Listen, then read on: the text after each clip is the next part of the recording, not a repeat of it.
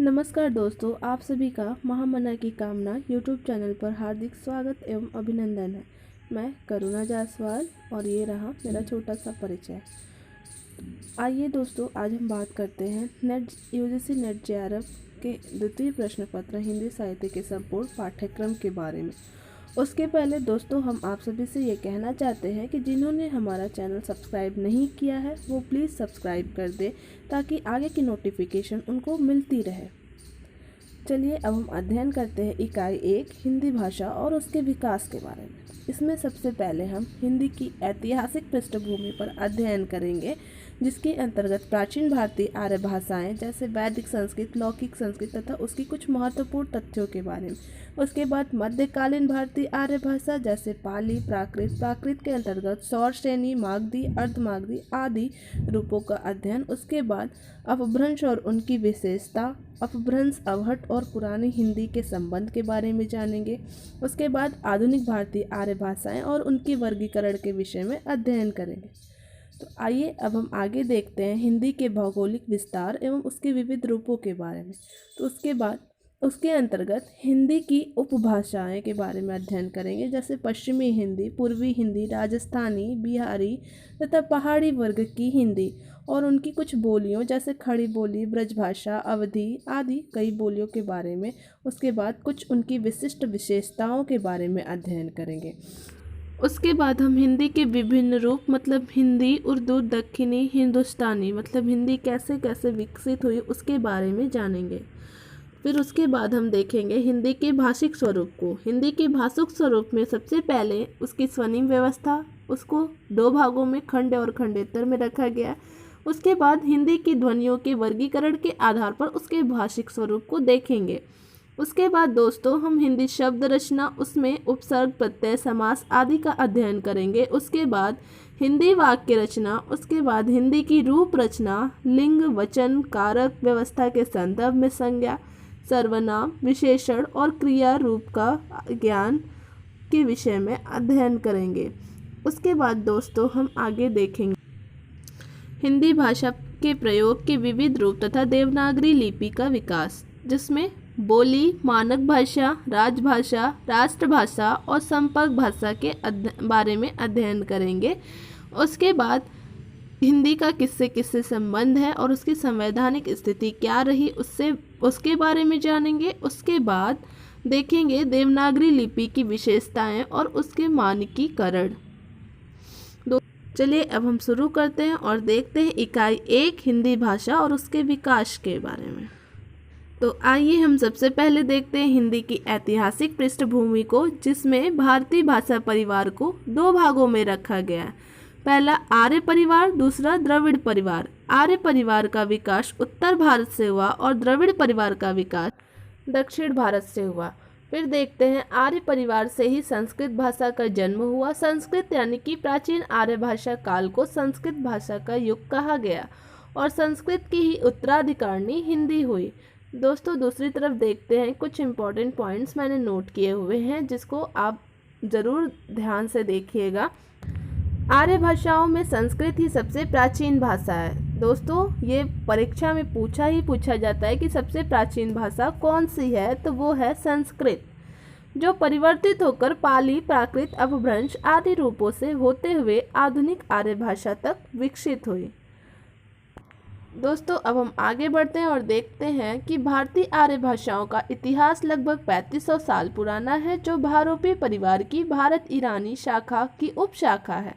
उसके बाद प्राचीन संस्कृत में वेदों की रचना काल पर विभिन्न विद्वानों के मतभेद के बाद भी यह निर्विवाद मत है कि वेदों की रचना 1500 ईसा पूर्व से मान्य है और इसी आधार पर भारतीय आर्य भाषा को 3 भागों में विभाजित किया गया। दोस्तों हम देखते हैं कि वेदों की रचना संस्कृत में ही हुई। आइए अब हम देखते हैं भारतीय आर्य भाषा, जिसमें पहला है प्राचीन भारतीय आर्य भाषा, जिसकी अवधि 1500 ईसा पूर्व से 500 ईसा पूर्व मानी जाती है। दूसरा है मध्यकालीन भारतीय आर्य भाषा, जिसकी अवधि 500 ईसा पूर्व से 1000 ईस्वी तक मानी जाती है। और तीसरा है आधुनिक भारतीय आर्य भाषा, जिसकी अवधि 1000 ईस्वी से अब तक मानी जाती है। चलिए दोस्तों अब हम आगे देखते हैं प्राचीन भारतीय आर्य भाषा, जिसमें सबसे पहले संस्कृत आती है। इसकी अवधि 1500 ईसा पूर्व से 500 ईसा पूर्व तक मानी जाती है। संस्कृत का शाब्दिक अर्थ होता है स्वयं से कृत, समलंकृत या संस्कारयुक्त। संस्कारयुक्त यानी कि जिसमें बहुत सारे नियम कानून हो, वो संस्कारयुक्त कहा जाता है। फिर देखते हैं संस्कृत की भाषा संयोगात्मक होती है। संयोगात्मक का एक उदाहरण ले लेते हैं, जैसे राम जाता है, इसको हम संयोगात्मक रूप मानते हैं। उसके बाद हम देखते हैं संस्कृत धातु रूप में सुरक्षित होती है। धातु रूप मतलब किसी भी शब्द का छोटा रूप। जैसे कि हम अभी बोले कि राम जाता है, वो संयोगात्मक था, और उसका छोटे में देखेंगे, धातु रूप में देखेंगे परिवर्तित करके, तो उसका होगा रामा गच्छति। रामा गच्छति मतलब दोनों का अर्थ सेम है, लेकिन ये छोटे में है। दोस्तों, जब हम संस्कृत पढ़ते हैं तो वो उसके शब्द जो होते हैं काफ़ी लयबद्ध होते हैं। लयबद्ध होने के कारण संस्कृत को संगीतात्मकता की भी संज्ञा दी गई है। संस्कृत शब्द भंडार में हम देखते हैं तत्सम शब्द बहुत ज़्यादा पाए जाते हैं। प्रामाणिकता के विचार से सर्वप्राचीन उपलब्ध व्याकरण ग्रंथ पाणिनिकृत अष्टाध्यायी है। दोस्तों, ये लाइन भी बहुत महत्वपूर्ण है एग्ज़ाम की दृष्टि से अगर देखा जाए तो, इसलिए मैंने इसको हाईलाइटेड कर रखा है कि एग्ज़ाम में ये क्वेश्चन पूछता है कि सबसे प्राचीन व्याकरण ग्रंथ कौन सा है और किसके द्वारा लिखा गया। तो इसका उत्तर होगा पाणिनि के द्वारा अष्टाध्यायी लिखा गया ग्रंथ सबसे प्राचीन ग्रंथ माना जाता है। आगे हम देखते हैं प्राचीन काल में संस्कृत की लेखन प्रणाली ब्राह्मी लिपि थी। ब्राह्मी लिपि यानी जो बाएं से दाएं की तरफ लिखी जाने वाली मात्रात्मक लिपि होती है, उसको हम ब्राह्मी लिपि कहते हैं। दोस्तों, हम ये बताना चाहेंगे कि जो आधुनिक काल में देवनागरी लिपि के रूप में जानी जाती है, वो पहले ब्राह्मी लिपि ही थी। मतलब ब्राह्मी लिपि को अब देवनागरी लिपि के रूप में परिवर्तित कर दिया गया है। तो आइए अब हम आगे बढ़ते हैं, संस्कृत भाषा के रूप के विषय में जानते हैं। तो संस्कृत भाषा के रूप को दो भागों में विभाजित किया गया। पहला वैदिक संस्कृत, दूसरा लौकिक संस्कृत। तो पहले हम वैदिक संस्कृत के बारे में अध्ययन कर लेते हैं। वैदिक संस्कृत जिसकी अवधि 1500 ईसा पूर्व से 1000 ईसा पूर्व मानी जाती है। वैदिक संस्कृत साहित्य की भाषा का पूर्ववर्ती व कठिन रूप होता है। वैदिक संस्कृत में ही वेदों की रचना हुई है। वेद यानी कि ऋग्वेद, सामवेद, यजुर्वेद, अथर्ववेद 4 वेदों की रचना हुई है, और इसमें सबसे प्राचीनतम ग्रंथ ऋग्वेद को माना जाता है। दोस्तों, ये क्वेश्चन भी पूछता है एग्जाम में कि सबसे प्राचीनतम ग्रंथ या वेद कौन सा है, तो ऋग्वेद है। ऋषि मुनियों, विद्वानों और अभिजात्य वर्ग की भाषा को वैदिक संस्कृत की संज्ञा प्राप्त हुई। अब हम देखते हैं लौकिक संस्कृत। लौकिक संस्कृत की अवधि 1000 ईसा पूर्व से 500 ईसा पूर्व मानी जाती है।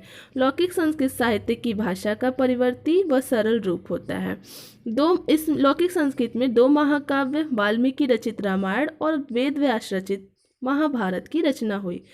इसके बाद देखते हैं कि जनसाधारण और निम्न वर्ग की भाषा को आधुनिक काल में लौकिक संस्कृत ही संस्कृत होती है, तो यानी कि संस्कृत की संज्ञा प्राप्त हुई। चलिए दोस्तों, अब हम आगे अध्ययन करते हैं उसके कुछ महत्वपूर्ण तथ्यों के बारे में। देखते हैं इसमें कि किस भाषा का विकास कैसे कैसे हुआ। तो सबसे पहले देखते हैं आर्य भाषाओं का विकास क्रम या सरलीकरण। इसमें सबसे पहले वैदिक संस्कृत आती है। वैदिक संस्कृत के बाद लौकिक संस्कृत आती है, और लौकिक संस्कृत को ही हम संस्कृत की संज्ञा देते हैं। संस्कृत के बाद पाली, पाली के बाद प्राकृत, प्राकृत के बाद अपभ्रंश का उदय हुआ।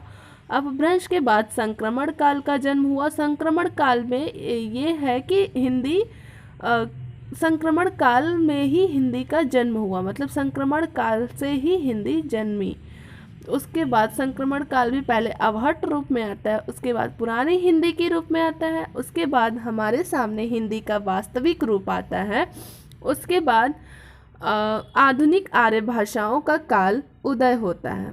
उसके बाद हम देखेंगे दोस्तों वैदिक साहित्य का क्रम। वैदिक साहित्य में वैदिक संहिताएं या फिर वेदों की रचना पहले हुई। वेद यानी कि ऋग्वेद, सामवेद, यजुर्वेद और अथर्ववेद। उसके बाद ब्राह्मण ग्रंथ, उसके बाद अरण्यक, उसके बाद उपनिषद, उसके बाद वेदांग या उत्तर वेद। उत्तर वेदों की संख्या 6 होती है। पहला शिक्षा, दूसरा कल्प, तीसरा ज्योतिष, चौथा निरुक्त, पांचवा व्याकरण, छठवां छंद। उसके बाद दोस्तों लौकिक साहित्य की रचनाएं हुई। उसमें सबसे पहले महाकाव्य लिखा गया। महाकाव्य में रामायण एवं महाभारत 2 महाकाव्य लिखा गया।